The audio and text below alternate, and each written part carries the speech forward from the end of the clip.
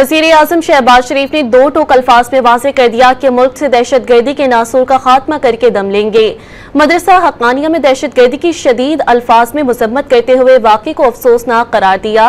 उम्मीद जाहिर की कि केपी हुकूमत मुल्ज़िमान को फौरी कटहरे में खड़ा करेगी।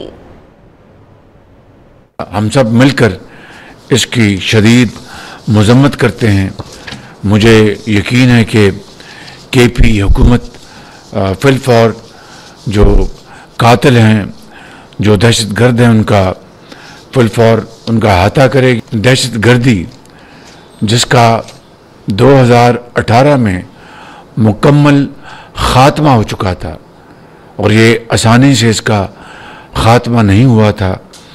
80,000 पाकिस्तानियों ने शहादत का जाम नोश किया था। बदकिस्मती से हालिया सालों में इसने दोबारा सर उठाया है।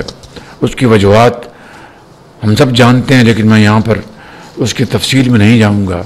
इंशाअल्लाह फिर इस दहशत गर्दी का कला कमा किया जाएगा और हम चैन से नहीं बैठेंगे जब तक कि इस नासूर को दोबारा दफन नहीं किया जाता।